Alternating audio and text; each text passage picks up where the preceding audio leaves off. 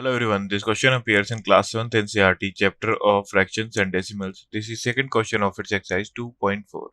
So the question says that find the reciprocal of each of the following fractions. Classify the reciprocals as proper fractions, improper fractions and whole number. So first, reciprocal of 3 by 7 is 7 by 3. इसका inverse हो जाएगा because of the number and its row and its reciprocal product is 1.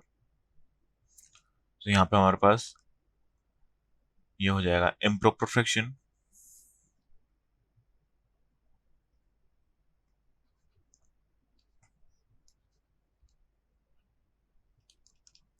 Because of यहाँ पे हमारे पास denominator छोटा है and numerator बड़ा है, सो हो जाएगा improper fraction.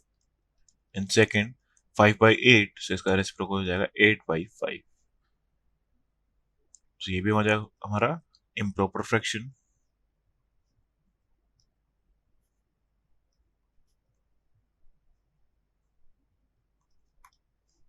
Because of denominator is less than numerator.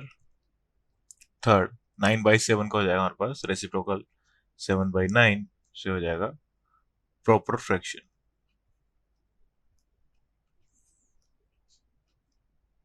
Here denominator is greater than numerator. Fourth 6/5 का हो जाएगा 5/6. तो ये भी हो जाएगा हमारे पास proper fraction because of denominator is greater than numerator. Then fifth 12/7 is 7 by reciprocal हो जाएगा 7/12. तो ये भी हो जाएगा हमारे पास proper fraction. Then sixth is 1/8, so इसका हो जाएगा 8/1 is equal to 8 and 8 हो जाएगा whole number.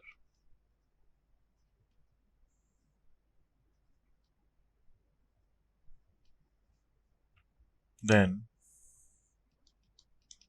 seventh 1/11 का रेसिप्रोकल हो जाएगा 11/1 is equal to 11. ये हो जाएगा हमारे पास whole number.